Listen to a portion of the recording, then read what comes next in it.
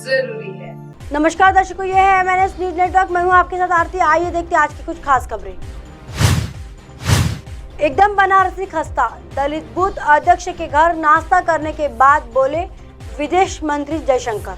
विदेश मंत्री एस जयशंकर इन दिनों G20 सम्मेलन के तहत होने वाली बैठक की अध्यक्षता के लिए बनारस के दौरे पर है। इस बैठक में कई विदेशी मेहमानों के पहुंचने की भी संभावना है। बैठक में खाद्य सुरक्षा, अनाज व उर्वरक जैसे अहम विषयों पर चर्चा होनी है। हालांकि इस बैठक से पहले विदेश मंत्री का एक दलित बूथ अध्यक्ष सुजाता के घर नाश्ता चर्चा का विषय बन गया। रविवार सुबह विदेश मंत्री एस जयशंकर भाजपा कार्यकर्ताओं के साथ सुजाता के घर पहुंचे और बनारसी नाश्ता किया। इस दौरान उन्हें कुल्हड़ में पानी और सब्जियां परोसी गई। इस दौरान सुजाता भी काफी खुश दिखाई दी। उन्होंने बताया कि खाने और घर की साफ सफाई के लिए हम लोग 2 दिन से लगे हुए थे। हमें बहुत खुशी है कि इतने बड़े लोग हमारे घर आए। जब विदेश मंत्री बोले एकदम खस्ता, दलित बूथ अध्यक्ष के घर नाश्ता करने के लिए विदेश मंत्री एस जयशंकर मीडिया से मुखतिब हुए। इस दौरान वह बहुत खुश दिखाई दिए। उन्होंने कहा खाना बहुत स्वादिष्ट था, एकदम बनारसी खस्ता जैसा, जिसके बारे में बहुत सुना है। विदेश मंत्री ने कहा आज से G20 का कार्यक्रम होगा। इसमें खाद्य सुरक्षा, मोटे अनाज, उर्वरक के बारे में चर्चा होगी। इस चर्चा में बहुत जरूरी कि मोटे अनाज का मैसेज अच्छे तरीके से जाए। सुजाता ने बनाई कचौड़ी और मकुनी। सुजाता ने बताया हम लोग बहुत खुश है कि मेहमानों के लिए हमने कचौड़ी, सत्तू भर कर मकुनी, 2 तरह की सब्जी जिसमें बैगन और आलू परवल बनाई।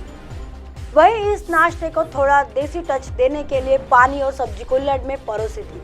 इससे पहले शनिवार को वाराणसी पहुंचे विदेश मंत्री जयशंकर ने कहा कि काशी तो बाबा की नगरी है, यहाँ आना सौभाग्य की बात है। यहाँ आकर मन गदगद हो गया। उन्होंने कहा काशी का आतिथ्य दुनिया में सर्वमान्य है। आइए देखते हैं अगली खबर की तरफ। आंध्र प्रदेश में किया केवल भ्रष्टाचार, गृह मंत्री अमित शाह बोले सीएम को शर्मिंदा होना चाहिए। केंद्रीय गृह मंत्री अमित शाह ने रविवार 11 जून को आंध्र प्रदेश की YSR कांग्रेस पार्टी पर तीखा हमला किया। उन्होंने आरोप लगाया कि राज्य सरकार ने केवल भ्रष्टाचार किया है। आंध्र प्रदेश में किसानों की कथित आत्महत्या को लेकर भी गृह मंत्री शाह ने सत्तारूढ़ सरकार को आड़े हाथ लिया। केंद्र में भारतीय जनता पार्टी के नेतृत्व में राष्ट्रीय जनतांत्रिक गठबंधन सरकार के 9 साल पूरे होने के उपलक्ष्य में उनका आयोजित एक जनसभा को शाह ने संबोधित किया और देश की आंतरिक सुरक्षा सुनिश्चित करने और पूरी दुनिया में भारतीयों का सम्मान स्थापित करने का श्रेय दिया। किसानों की आत्महत्या के आंध्र प्रदेश तीसरे स्थान पर। बीजेपी के अनुभवी नेता ने आरोप लगाया यहाँ जगन मोहन रेड्डी के नेतृत्व में सरकार चल रही है। इस सरकार ने गत 4 साल में भ्रष्टाचार और स्कैंडल के अलावा कुछ नहीं किया। YSR कांग्रेस पार्टी शासन के किसान हितैषी होने के दावे पर सवाल उठाते हुए शाह ने आरोप लगाया कि किसानों की आत्महत्या के मामले में आंध्र प्रदेश तीसरे स्थान पर है। उन्होंने कहा कि मुख्यमंत्री रेड्डी को इस पर शर्मिंदा होना चाहिए। केंद्रीय गृह मंत्री ने दावा किया कि प्रधानमंत्री नरेंद्र मोदी ने देश की आंतरिक सुरक्षा सुनिश्चित की।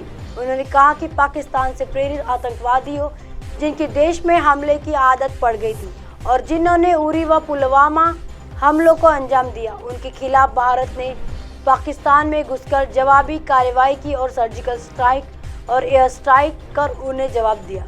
आइए देखते हैं अगली खबर की तरफ। 60 साल में जो काम नहीं हुए 9 साल में मोदी ने किया, फग्गन सिंह। जिला भाजपा कार्यालय में केंद्रीय इस्पात एवं ग्रामीण राज्य मंत्री फग्गन सिंह कुलस्ते ने पत्रकारों से चर्चा में प्रधानमंत्री नरेंद्र मोदी की 9 साल की उपलब्धियां गिनाई। उन्होंने कहा कि आज़ादी से लेकर 2013 तक के देश में जितना विकास हुआ उसके अधिक बीते 9 साल में प्रधानमंत्री नरेंद्र मोदी ने विकास किया है। उन्होंने कहा कि मोदी सरकार ने विकास के लिए पहली आवश्यकता कनेक्टिविटी को मजबूत किया, फिर चाहे वह सड़कों का जाल हो या फिर 5G 5G इंटरनेट की सेवा हो। भारत इंटरनेट का सबसे बड़ा उपभोक्ता बना हुआ है। वही भारतमाला परियोजना से पूरे छत्तीसगढ़ में गुणवत्ता युक्त सड़कों का जाल बिछाया जा रहा है, जिसमें बिलासपुर से रायगढ़ होते हुए झारखंड तक सड़क बन रही है।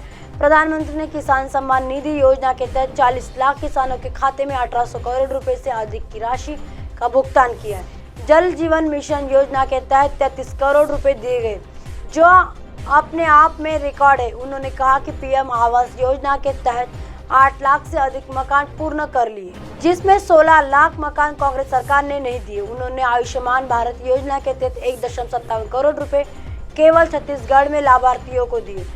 42,000 किलोमीटर से अधिक सड़कों का निर्माण किया।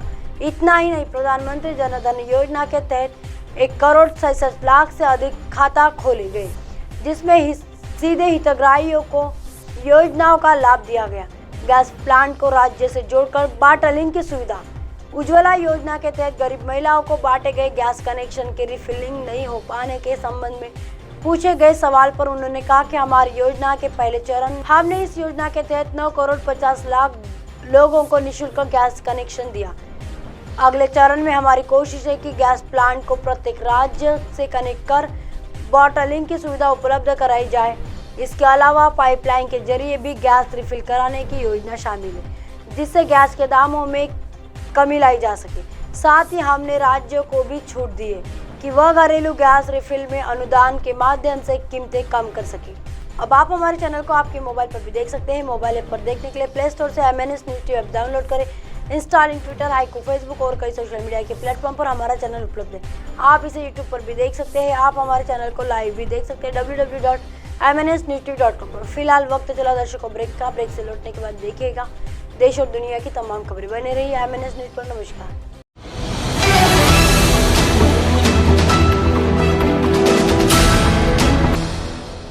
ये है MNS न्यूज़ नेटवर्क और आप देख रहे हैं MNS न्यूज़।